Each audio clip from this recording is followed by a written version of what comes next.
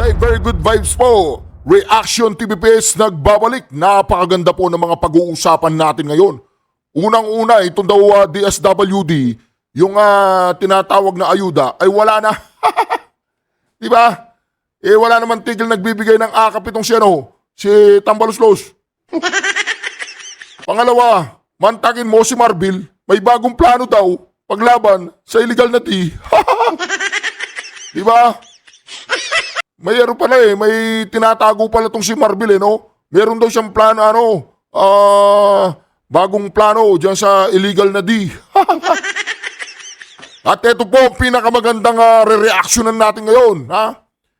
Si Senator Jinggoy Estrada, nag-ala po siya? Nag-ala Incredible.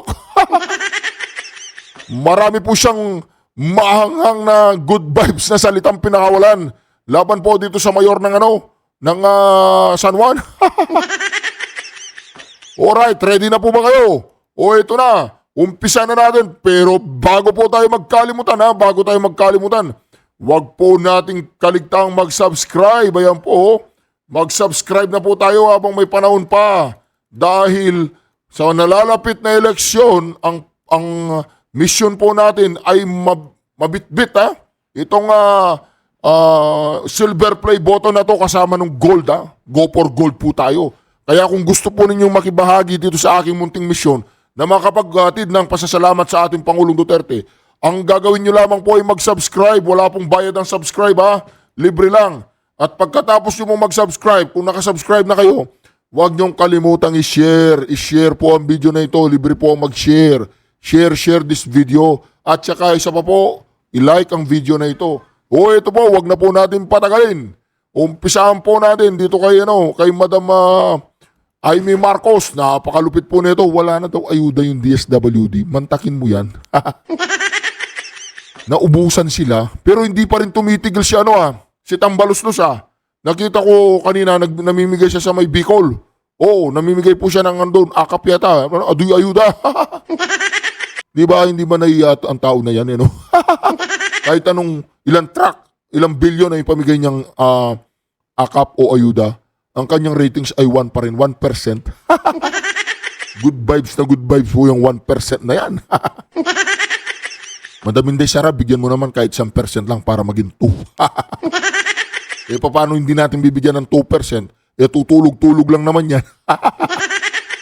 Alright, ito na po. Umpisan natin kay Madam Amy. Si Amy Marcos daw hindi raw nakikipag-away to, pero wag nyo rin iboto. Bahala po kayo Iboto nyo po para magpatuloy po ang kanyang kalakaran. Ito, Senador, mabait na Amy Marcos. Pasok! Kukuha sa napakaraming pangangailangan sa Enero, Pebrero, Marso. Ang problema talagang fully disbursed na ang QRF, DRRP,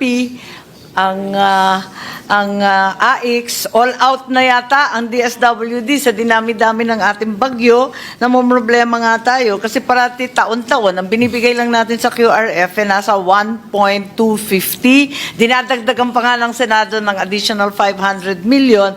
Pero umaabot na sa taong ito pa lamang, umabot na ng 9.625 billion. Naku po, 9.625 billion. Yung ayu-ayuda lang. Tapos itong si Tambaluslos, wala pang pag-asang manalo. Di ka ba naman mag-good vibes noon? Si Tambaluslos, ginawa na niya ang lahat para makilala siya ng taong bayan. Ang nangyari po ay nandiri pa sila sa kanya. Kinuha na niya lahat ng mga nangangamoy na mga vloggers. Mantakin ninyo, yung mga nangangamoy na vloggers, vlogger po kung sino-sinong mga maraming vlogger na kinuha. Ngayon, nagbablog sila, walang views. Okay lang yan, bayad naman, di ba? Kahit walang views, bayad naman. Dinala-dala pa nila doon sa Hong Kong. Wala namang nangyari. Pinaka-popular pa rin si Madam Inday Sara at viral na viral. Di ba? Pinagkakaguluhan. Itong si Marcos Jr., ano nangyayari? Kung hindi sabihan ng mga assistant, oy, pumalakpak kayo, nandyan yung presidente. Oy, magpasalamat kayo sa presidente. Nakikiusap po sila sa mga tao para pumalakpak. At saka nakikiusap din sila na may magpa-picture. Wala na. Good vibes lang sila. Wala na. O tuloy natin ha. Tuloy natin tong alin na to. Mantakin mo, wala nang ayuda. Ubos. And 93.51% disbursed na. Kaya Wala nang carry over po sa wala Enero. na po i-carry over, Paano po baka hindi natin? pa abutin ng katapusan. Paano po natin bibigyan ng pansin at tulong ang mga nangangailangan simula ng Enero kung kakapirma lang po ng budget? Narinig ko naman si Secretary Amina nung nagre-report kay Presidente na may pera pa yung calamity o contingency fund at andyan syempre ang PAGCOR at PCSO. Pero kung sa DSWD po, talagang sagad to the bone na So, sila. may Sagad to the bone. saan po kukuha sa napakaraming pangangailangan sa Enero, Pebrero, Marso?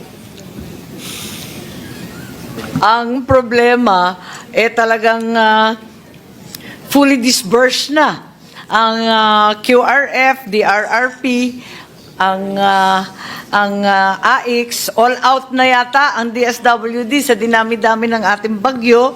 Namumroblema nga tayo kasi parati taon-taon ang binibigay lang natin sa QRF nasa 1.250. Dinadagdagan pa nga ng Senado ng additional 500 million. Pero umaabot na sa taong ito pa lamang, umabot na ng 9.625 billion. And 93.51% disbursed na. Kaya Wala nang carry over po sa wala Enero. na po i-carry over, Paano po baka hindi natin? pa abutin ng katapusan. Paano po natin bibigyan ng pansin at tulong ang mga nangangailangan simula ng Enero kung kakapirma lang po ng budget? Narinig ko naman si Secretary Amina nung nagre-report kay Presidente na may pera pa yung calamity o contingency fund at andyan syempre ang PAGCOR at PCSO. Pero kung sa DSWD po, talagang sagad to the bone na So, sila. may Ayun po, narinig po natin yung kapatid ni Marcos Jr. Sagad to the bone na talaga ang ating gobyerno. Good vibes po yan. Dahil nga sagad to the bone, wala ng pondo ang DSWD o di ba, pero patuloy pa rin nagbibigay ng akap yung ayuda itong si Tambaluslos. Mantagin mo yan, walang umpay ang pagbibigay nila ng akap tsaka mga wala na palang pera ang DSWD, di okay, goods na goods. Napakaganda po ng gobyerno ni Marcos Jr. Dire-diretso ang pagbulusok natin papunta sa baba. Good vibes lang ang dating ni Tambaluslos na pagbibigay ng ng ayuda yung akap-akap na yan. Diba? Ngayon, nga, ang sambayaran, pag nangangailangan, may mga kalamidad, nga na lang tayo. O eto si Marbil Si Marbil po, magpapa-good vibes din. Meron daw siyang bagong pakulo kung paano labanan ang illegal D. Yung illegal defense. Eto po, kay paring Jinggoy Estrada. Mainit ang ulo ni paring Jinggoy. Pakinggan natin. Laging kung sino man ang sabihin ni nung gagong may Oh!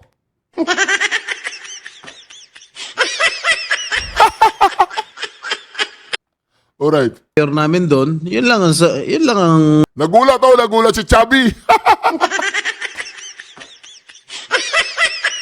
Ulitin natin. Good vibes po. Ito si Senador Jinggoy Estrada. laging kung sino man ang sabihin ni nung gagong mayor namin doon, yun lang ang boboto nila. Nagulat. The increase of registered voters in San Juan in the national local elections in 2022 and the Barangay SK elections 2023 is highly irregular compared to the other LGUs and the National Registered Voters. What can we do about this, Madam Sponsor? Well, do you think this is highly irregular? Kasi as compared to the other cities here in Metro Manila, San Juan lang, which is second to the smallest city in Metro Manila, ballooned to around 42% as compared to itong mga ibang kalapit bayan. Ang recommendation na lamang nila, kung maari, maghahain ng kaso sa DILG laban sa mga punong barangays involved. Oh, yes. Na We'll do bigay that. ng bigay ng iba't ibang mga certification, nakaduda-duda naman. At tulad ng sinabi mo ninyo, sadyang lumolobo ang numero ng botante. You know, if these issues will not be resolved, no other candidates from other parties will never have a chance of being elected as public officials in San Juan. Kasi mainit po ang ulo ni paring Jinggoy. Kasi nga, matagal-tagal na silang hindi nakakaporma doon sa mayor na bago ngayon. Mano kasi, mautak yung mayor, no ba? Yung mayor na nakaupo ngayon, hindi na nakaporma ang mga ersito doon. Alright. Laging kung sino man ang sabihin ni nung gagong mayor namin doon, yun lang ang boboto nila. Bitter. Bitter po si paring Jinggoy. Oh. Di ba? Ano kaya nangyayari kay paring Jinggoy? Paring Jinggoy, ano nangyayari sa'yo? Ba't bitter na bitter ka sa mayor mo? Di ba mayor mo yan? Dapat ang mayor mo, huwag mong minumura. Ha? Huwag po ninyo minumura mayor nyo. Di ba? Si ano yan eh, ang mayor nila si Francis Manlapit Zamora. Batang-bata pa, 46 pa lang.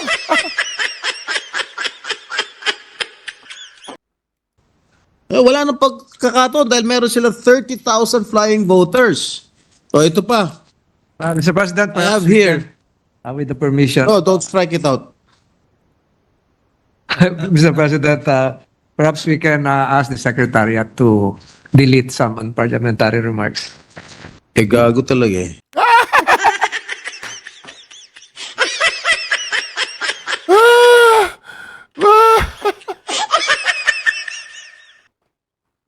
Alright, good vibes lang po tayo, ha?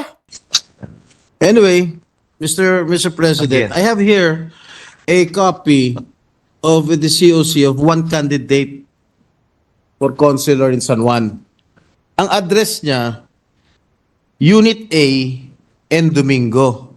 Unit A and Domingo. Napakahaba po ng kalye na and Domingo. Walang building, walang Walang number. building, walang numero. Walang building, Ay, walang numero. masaya siya.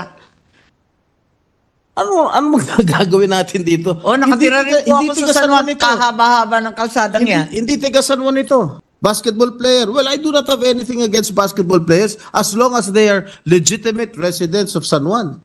Ayan po ang sinabihan Gio. Ay, sinabihan po niyan Gio yan.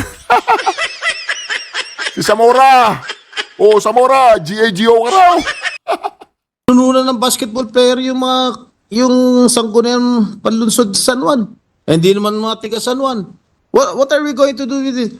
Dapat, yung EO ng San Juan, dapat they exercise due diligence. Ba't tatanggapin itong COC na Unit A and Domingo? Anong klase ba naman to? Tama po kayo. Sabi nga ng COMELEC, kung maaari, unang-una, sila na mismo ang maghahain ng kaso laban sa mga punong barangays na kung ano-anong certificate of residence ang ini-issue. Pero sana po, yung mga nag-o-object sa mga numero na nakakasindak, na karagdagang botante, kung maaari, mag-file din ng exclusion suit Well, I sa think ating somebody... Wow!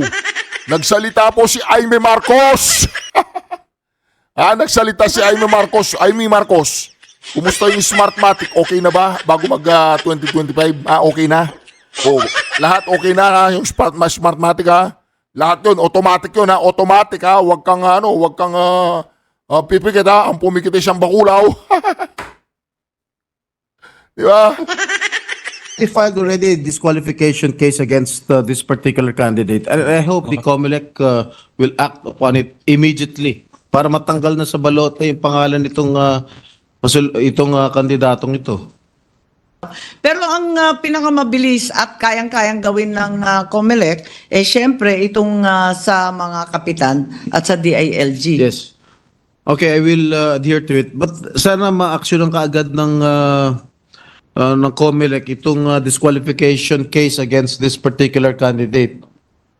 Rest assured, Senator, that the Commission will act on the disqualification case very expeditiously. Thank you very much, Mr. President. O anong masasabi mo? Zamora, Mayor Zamora. Ano pong masasabi niyo doon sa sinabi ni yung tropa niyo dati to, di ba? Ito po si Mayor Francis Zamora. Ito po ang tinawag niyang GAGO. Hindi, tama nga naman si Tama nga po si Senador Jinggoy Estrada. Wala na talagang mananalo dyan. Kasi nahihirapan po ang mga yersito na bumalik sa pwesto dyan sa San Juan. Kasi parang yata itong si Mayor Francis Zamora ay alam niya ang gagawin niya sa mga yersito. Alam po niya ang gagawin niya sa mga Estrada dati nilang kalyado to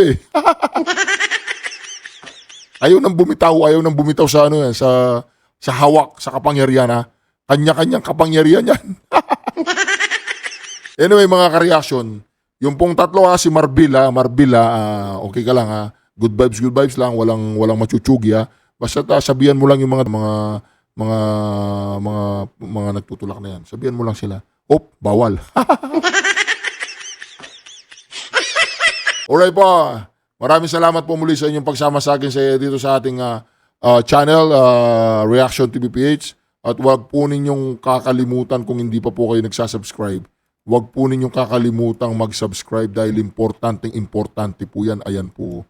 Importante pong may dadala po natin yan sa Pangulong Duterte bilang isang simpleng pasasalamat sa kanyang lahat ng sakripisyo para sa ating bayan.